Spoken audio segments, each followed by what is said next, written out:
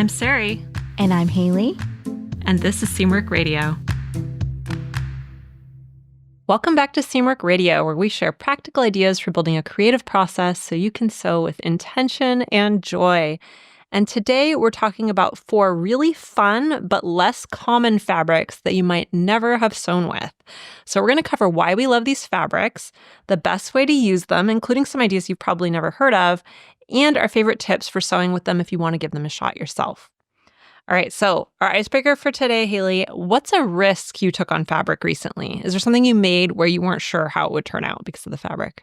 You know what? I have to admit that I'm not super risky in a lot of my fabric choices. I've sewn with a lot of unusual fabrics in the past, but these days keep it pretty simple. I would say that anytime I pick something that's a rib knit for a photo sample or for sewing for myself, that always can be a little bit risky because I think all rib knits can behave incredibly differently depending on the dimensions of the rib and the recovery and all of those things. So that can sometimes it works out really well, and sometimes it needs a little bit of modification to work out better. For instance, in the summertime, we had the Reese swimsuit, and I chose a rib knit swimsuit fabric for those samples. And we definitely the fabric had a tendency to grow with sewing. And so we had to make some modifications to make sure that the sample was actually fitting the dimensions of what the finished dimensions of what the pattern was supposed to be. So that was a risk that wasn't the best, didn't have the best results. But we did do a Greer dress a few months back in a sweater rib, which I felt like extra risky. Yeah. And that one worked out beautifully. So I love that dress. Yeah, it's a good one. I tried that one on our photo sample, and even though I think it's maybe a size smaller than I normally wear, but because I don't remember who wore it, but I think it was a little bit smaller than my normal size, but it was so pretty.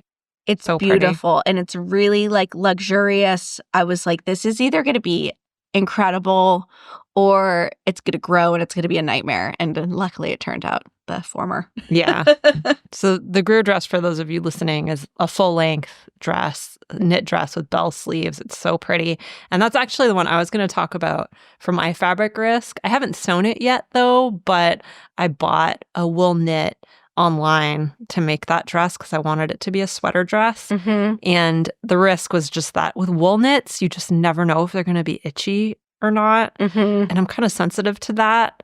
And I had a really nice soft wool knit, but a lot of them are kind of itchy. So yeah, I got it and it ended up being really nice and soft. Yay. But we'll see when I actually wear it, because sometimes things feel soft to your hand. And even if you put it on your neck or something, it feels okay. But when you're wearing it all day, sometimes it can feel different. And Greer is a really all-over experience. Yes. It's full sleeves. The neckline is quite tight, and it's practically a maxi dress. So yeah. But a pattern like Greer is really great for taking fabric risks because you have these big interrupted stretches of fabric, so you can really admire, something with an interesting texture or color, or it's kind of a good one for it. I was gathering some inspiration for our Snippets newsletter yesterday. And in that newsletter, we share 5 ideas for your sewing every week. And so I'm always looking for inspiration. And one of the pictures I came across, it looked just like the Greer dress, but it was this really beautiful, bold knit print, and it was a matte crepe type fabric. Ooh. It was a ready-to-wear dress. And I thought, that would be so cool to make Greer in a really bold knit like that. That would be so cool. Oh, I love that idea. Yeah. So maybe that'll be my next fabric risk. All right. Well, if you have a question for us that we could use as an icebreaker in a future episode, you can leave it for us. If you're a Seamwork member, just go to seamwork.com/go/icebreakers and share your question there. That'll take you to a thread in our community for sharing icebreaker questions. All right. Well, let's talk about these fabrics. So I think one thing that I personally really love about sewing, and I know a lot of you guys do too, is just exploring the world of fabric. Sometimes we do get kind of stuck in our sewing ruts and we tend to choose the same fabrics over and over again. And I don't think there's anything necessarily wrong with that because sometimes you just know what you like and it's nice to make something that you know is going to turn out the way you want because you've made it with this fabric many times before. But at the same time, if you never step outside your comfort zone, then you can kind of miss out on opportunities to learn and maybe even find some new favorites. So today we're going to talk about 4 uncommon fabrics and how you could incorporate those into your sewing. So Haley, do you have any go-to fabrics that you use over and over again personally? Oh, I am such a creature of habit. There's a few of them. I do love just like a knit jersey. I'm very particular about it, but I love like a kind of a meaty, like nice heavier weight jersey. I love sewing with linen. I love denim. Yeah. I would say those are probably my top 3. What about you? I like to sew with rib knits, actually, which we mentioned earlier. I like to wear rib knits. I find them to be very comfortable. They do have some of the issues that you talked about before where different rib knits behave differently.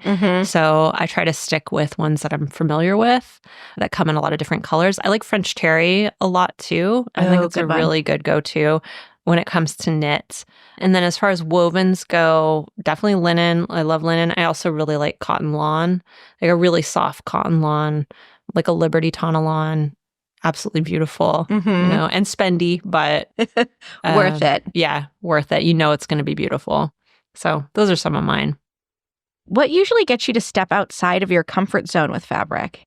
I think if I have something like an inspiration image in mind that I want to create, I find I get a lot of inspiration from just seeing garments. That is probably my favorite source of inspiration is looking at vintage garments or seeing something ready to wear that I think, oh, this is like kind of a new idea that I could bring to a style that I know that I'll wear. So that's probably where I start to take risks. What about you?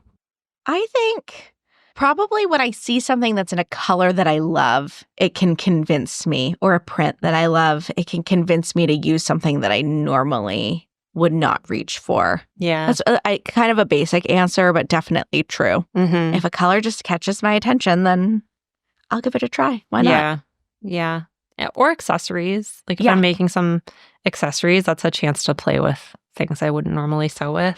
Yeah, totally. I think another factor might be if I feel like I'm more apt to take risks when I'm shopping for fabric in person. And if the quality of the fabric feels like it's going to be easy to wear and like live in, like launder, and it's going to hold up well over time, that it might convince me as well. Like, oh, it's a little different, but I think it might actually be like really comfortable or really practical for XYZ. Are there any unusual fabrics in your stash that you just don't know what to do with? Yeah, there are. One thing that comes to mind is I've had this gold lame fabric in my stash for years that like every time the holidays roll around, winter rolls around, I'm like, oh, I should make like a cool metallic skirt for holiday parties or something out of this. And then I never do it. And I can't really think of another use for it other than that. So yeah, that's one that I just don't have a lot of ideas for gold lame. Clutch. It's really drapey. Ooh, okay. It's beautiful, but I'm not sure. It's not one of those stiff lames. It's like, which is why I bought it. It's like a really flowy, beautiful lame. I'm gonna think on that. Yeah. I'll get back to you. What about you? I think I have like a few. I have a couple coatings that are just like unusual colors or textures that like would be really cool in theory, but would be like maybe more of a statement piece that I just haven't invested the time in making. I also have some cool brocades that I think I bought at some point with the intention of making a skirt. Like, oh, this would be a cool mini skirt that would be kind of like textural and I could like dress up or down. I haven't gotten to it. Yeah. I actually have one of those too. It's also gold and sparkly. The gold sparkly brocade that I got from the fabric store. And like the fabric store. I feel like I always have to clarify that. Yeah, at least one of mine are from there. They had really great brocades. Yeah, it's beautiful. But I only have a yard of it. And same, I wanted to make a mini skirt out of it, but I just haven't gotten around to it. And also I question how much I would wear a gold brocade mini skirt. Yeah. outside of holiday parties or something? Well, funny story about a brocade skirt is I bought fabric from the fabric store and I made a skirt. It was more of a pencil skirt. And I actually wore it a lot with just like t-shirts or like denim button-ups. I thought it was really cute. But I was at a like fancy restaurant with my best friend on my birthday. And I was giving her a demonstration in the bathroom of how to do the butterfly. And I popped the back of the skirt open. There was a vent in the back, but I popped it all the way up to like mid-bum. And we were in Hollywood. And she was like, "It's fine. People are going to think it's on purpose." And I was like, no. I'm hanging out. I'm hanging out the back of this. But she was like, "If you just own it, just like act like it's totally intentional, it'll be fine." So that's what I did. We went back to our table, and then I had to walk back to my car with my booty out, and it was great. But brocade's very delicate, if you didn't know. And that is why you should carry safety pins in your purse. Yeah, don't like do the butterfly in the bathroom. I don't know if that's the lesson. You can do it. Yeah. Proceed with caution, at least. Yeah. We don't want to ruin anybody's night. That's true. I didn't let it ruin mine, if it makes you feel better. All right. Well, let's get into some of these statement fabrics and unusual fabrics. And today we're going to be sharing some fabrics that we think are a little bit fun and unusual to sew with. And we're also going to share how you can use them and then some sewing tips that you can use for your project. So the first fabric we're going to talk about is mesh. And now when I say mesh, I'm talking about stretch mesh. So this is a knit fabric that comes in a bunch of different weights. It's usually made with nylon or polyester, and you can often find it in the lingerie or costume section of a fabric store. And there's a bunch of different ways you can use this. And it's actually a really big trend that we're going to be seeing in spring and summer of this year is sheer layerable pieces were really big all over the runways. So making sheer t-shirts, cardigans, long sleeve tops that you can layer is a great use of this fabric. You can use it in multiple layers, which can be really pretty. It looks pretty with gathers. So it looks good on a top like with a little bit of ruching. Our Goldie top is a scoop neck knit tee that has a little bit of ruching at the center front bust, which would be so perfect for something in a mesh. And it's also really great for a wrap. I think something that's great about mesh or any kind of like transparent fabric is playing with the transparency and opacity. So thinking about how multiple layers are going to look and how that's going to add texture to your garment.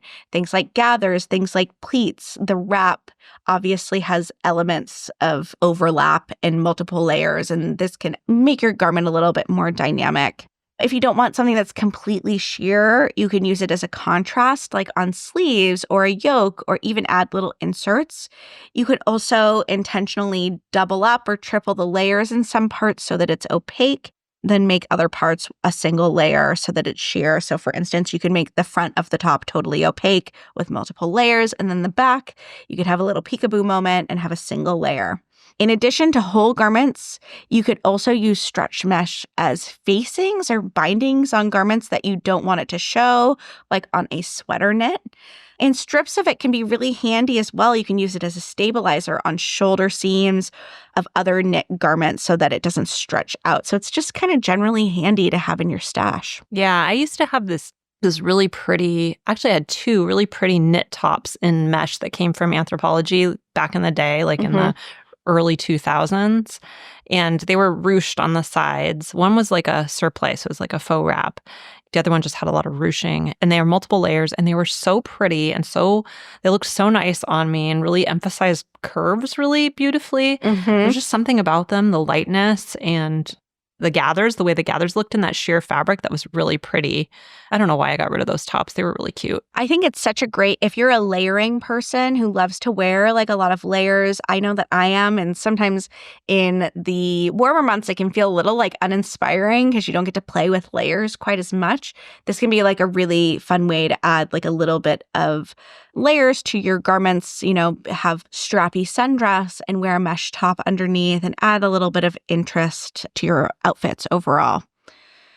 Mesh can be a little bit finicky to sew with, but not if you have the correct tools and tips. And some of my favorite tips for sewing with mesh are the following. When you're cutting it out, make sure that you're paying attention to the stretch.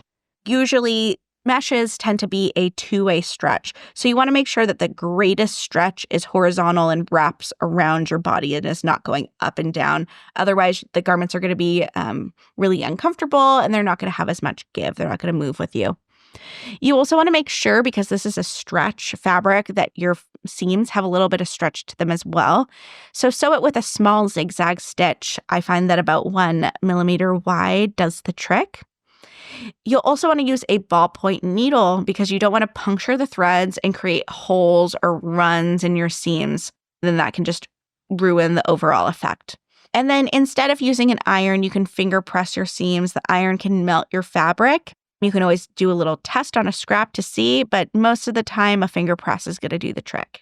All right. I love this idea. Now I kind of want to sew something in mesh for spring. I'm adding to with every episode we record, I'm adding to my spring sewing plans. All right. Our next fabric is faux leather. So you might be surprised at this one, but faux leather actually has some really cool uses in your sewing. So there are both stretch faux leathers and there are non-stretch faux leathers. And I'm going to talk about how you might use each of those. And one of the great things about faux leather is that it's waterproof. So you can use it to make some really cool all-weather clothing like rainwear and things like that. But the thing to keep in mind is that it's not very breathable. So it can get rather warm. So that's just something to keep in mind when you're deciding what you might want to make with it. Here are some ways that you can use it. So for stretch leather, you're going to get a lot more drape. So that's better for sewing clothing. So if you want to sew clothing out of your faux leather, you want to look for stretch leather usually. You can make pants with it. You can make a full circle skirt. You can even make a trench coat out of it. Again, just remember that it's not going to be very breathable.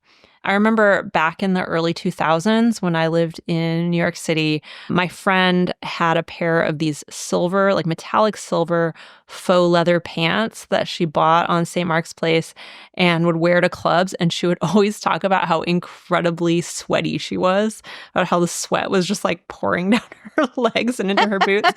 It was so gross, but they're really cute pants. They look great on her. So I don't know, you're in a hot environment like a club, maybe not the best choice, but they looked good. She was willing to suffer for fashion, so props to her for that. It's just something to keep in mind. These days, I'd probably stick to something I could take off. For non-stretch leather, I think that's a better choice usually for boxier things like bags or hats or even home decor. And I once made a laptop sleeve, for example, out of Pendleton wool. So it was this really nice Pendleton wool with a cool print on it. And then it had faux leather on part of it. And so the bottom of it was faux leather. So that made it a little bit more durable. And it looked really cool. It looked a lot more expensive than it was. Another idea is to use faux leather for bindings and for details. So, for example, right now, I'm about to sew a Sherpa Liliana jacket with faux leather binding. That's another thing you can do just to add some really cool leather-like details to your sewing.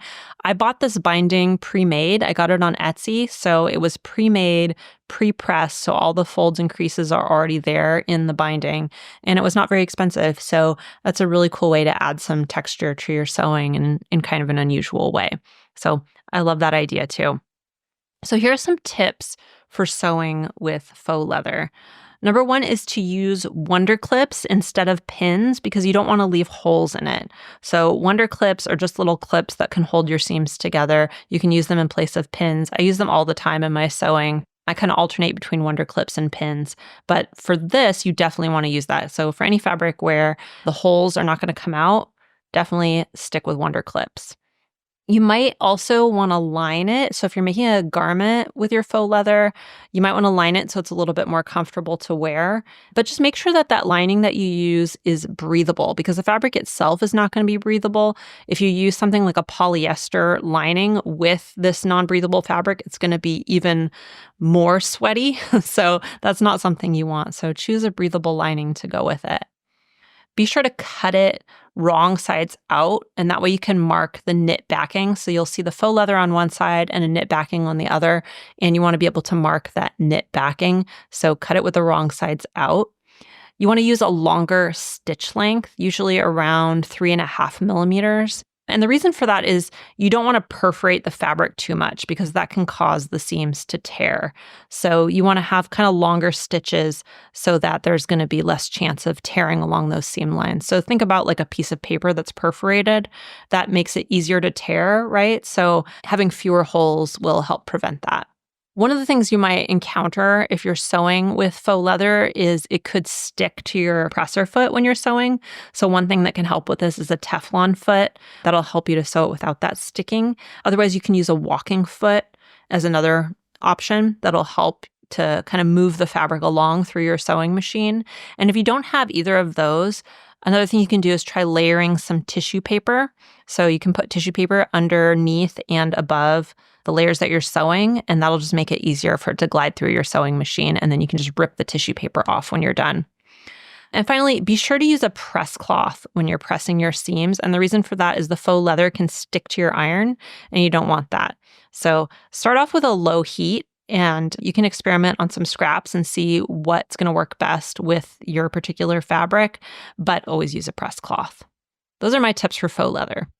Those are good ones. Another one that I like to use sometimes is if the faux leather is just not taking ironing really well, you can always use a little hammer, a little mallet. Mm-hmm. Yeah, and I think top stitching also really helps to hold those seams in place as well. Totally. Okay, our next fabric is a fun one, and that is pre-pleated fabric.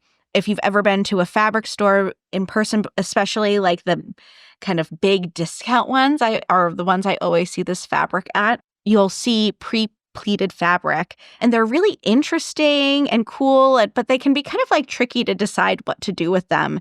These fabrics are usually synthetic because synthetics hold a pleat much better than a natural fiber would. But there are actually some like really cool uses for this fabric. For inspiration, you might want to check out Japanese designer Issey Miyake.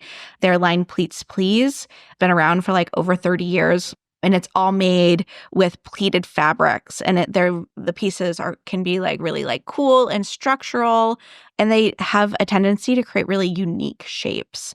You'll notice that his designs are really simple shapes, but the fabric is what like creates like the interest in them. So think elastic waist pants, simple skirts, t-shirt types of tops, and then the pleated fabric is what is doing all of the work of creating a unique silhouette and creating that shaping.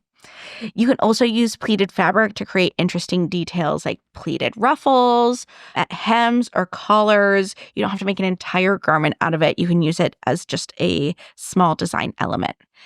And some of our sewing tips for pre-pleated fabric, you'll probably need to cut your garment a size or two smaller than usual.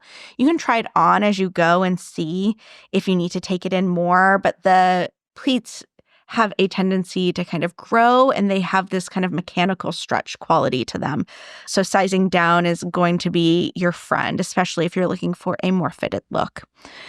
Make sure that you don't stretch out the fabric when you cut. You want to make sure that you just let it relax kind of naturally on your cutting table. Make sure that you're supporting your fabric on the table and you're not just like letting it drape off the edge of your fabric so that it can relax more naturally and it's not being pulled kind of taut as you cut. It's easiest to cut this fabric in a single layer rather than doubled up so that you can keep the pleats aligned with the grain. You almost kind of want to treat it like a stripe type fabric because the pleats have an inherent stripe to them, and that is also along the grain of the fabric.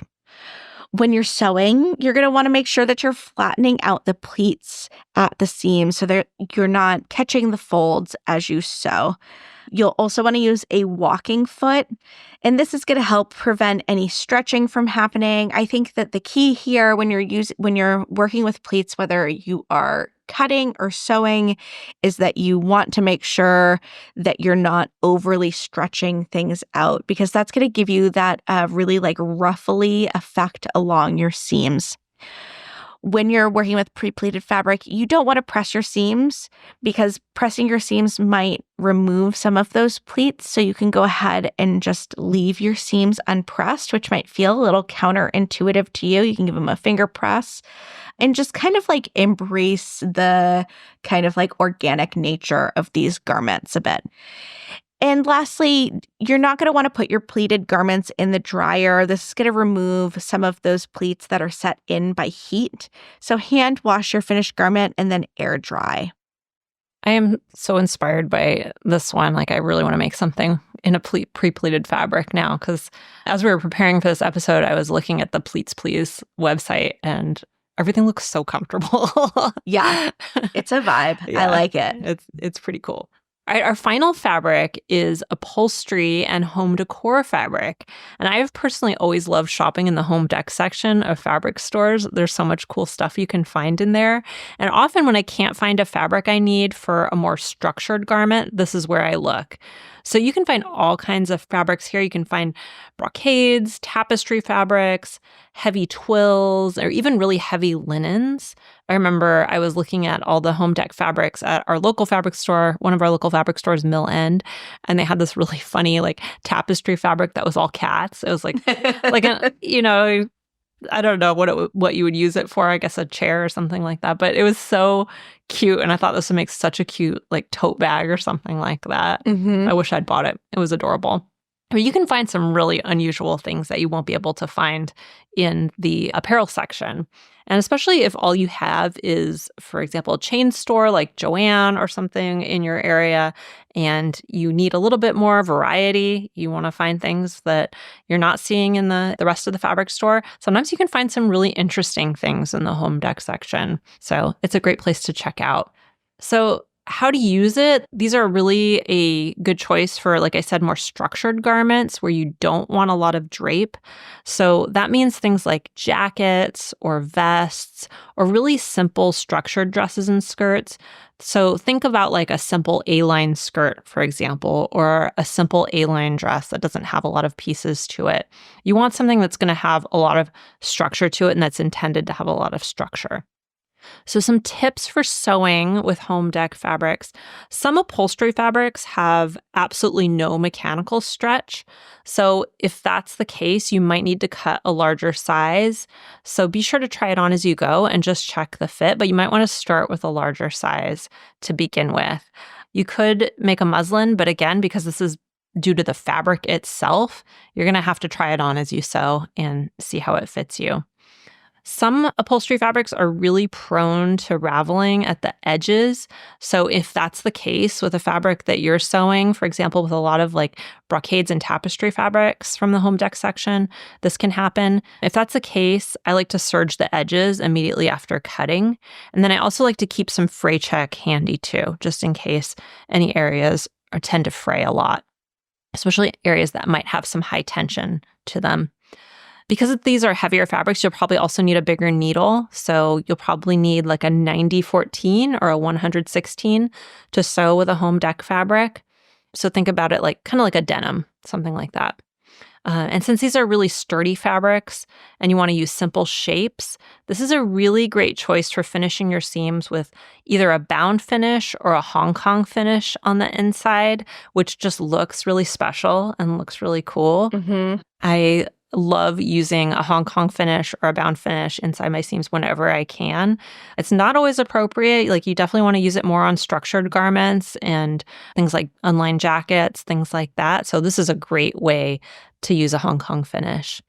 And when you're pressing, I'd recommend that you use a clapper to really get those seams flat. So if you're not familiar, a clapper is that kind of funky looking tool. It's usually wood, and it often has a point presser on it. So often has, it's hard to describe. It's almost paddle shaped. Mm-hmm. And then it has if it has a point presser on it, then it has a thing on the top of it with like a pointy end. It's like a fin almost. Yeah, almost like a fin on the top.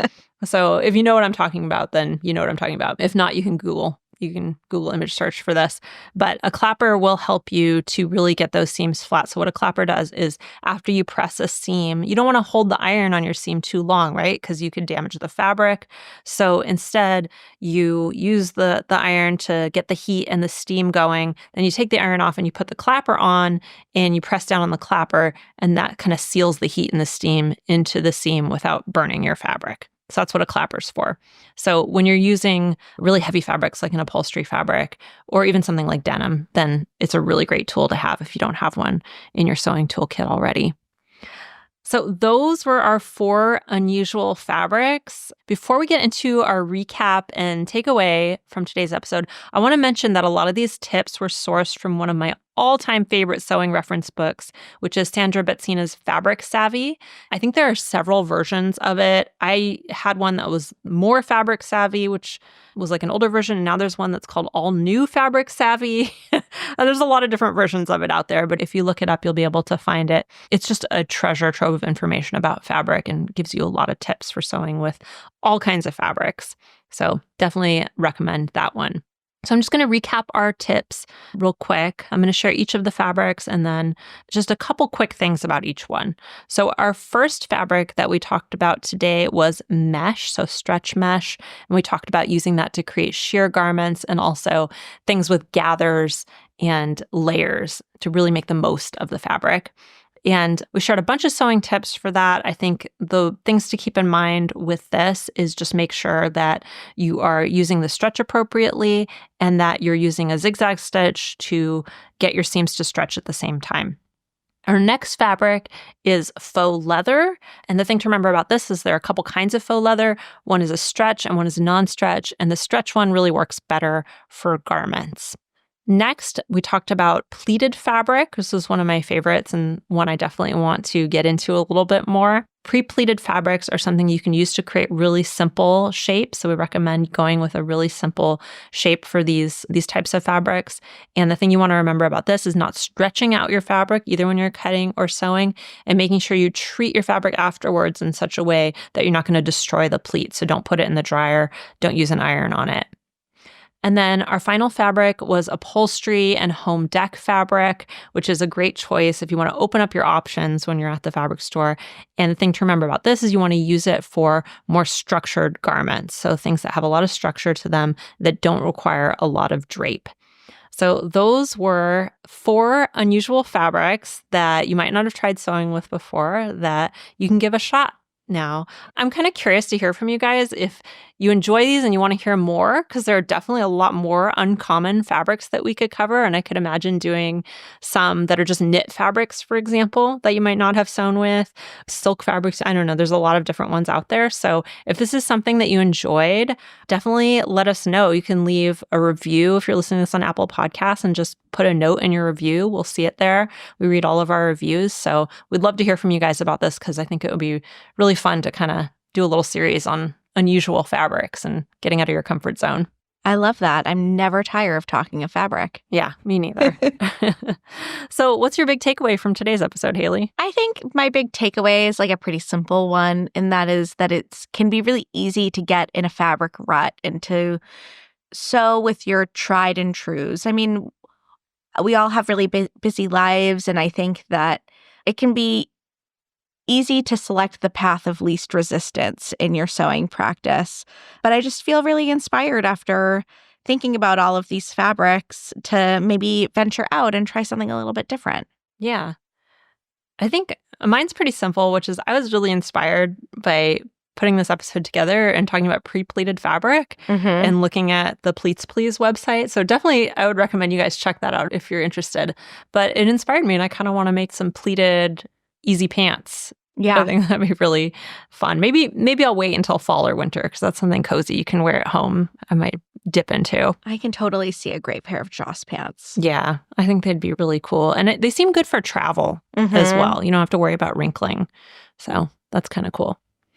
All right, well, we talked a lot about fabric today, and I'm just going to give a shout out to all of our indie partners If you're a Seamwork member, we give you a discount at a whole bunch of indie fabric stores where you can save anywhere from 10 to 20% off your purchases as a member.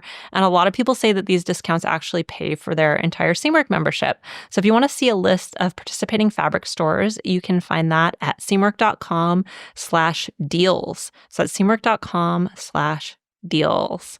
And if you liked this episode, leave us a review. I mentioned that if you want to hear more episodes like this and hear about more unusual fabrics, you can leave us a review and just leave us a comment in your review and let us know. I'd love to hear from you guys. You can leave that on Apple Podcasts if you're listening on Apple Podcasts. And we would just love to hear from you in general. Plus, the 5-star reviews really help other people to discover the podcast. You can also follow us on YouTube at Seamwork Video. You can follow us on Instagram at Seamwork. And if you'd like to join us at Seamwork and become part of our private community, plus get access to hundreds of sewing patterns and dozens of classes, our podcast listeners get a 50% off lifetime discount when you join at seamwork.com/go/podcast50. So that's seamwork.com/go/podcast50. That is it for us this week. I'm Sari. And I'm Haley. And this is Seamwork Radio. Seamwork Radio is brought to you by the team at Seamwork. Seamwork's an online community that supports you in creating a wardrobe that feels right for you. When you join us at Seamwork, you become part of our private community of makers, and you also get access to monthly sew-along classes, a library of over 200 sewing patterns, and tons of great resources to help guide you through the sewing adventure that you choose. Podcast listeners can get half off a Seamwork Unlimited membership, which means you can download as many of those 200 plus patterns as you want at any time, and our community will be there to guide and support you. If you'd like to join us for half off, just visit seamwork.com/go/podcast50. You can also find us on Instagram at Seamwork, or visit our YouTube channel, which is called Seamwork Video. We love hearing from you, so let us know if there's a topic or a personal story that you'd like us to cover. Thanks for listening to Seamwork Radio.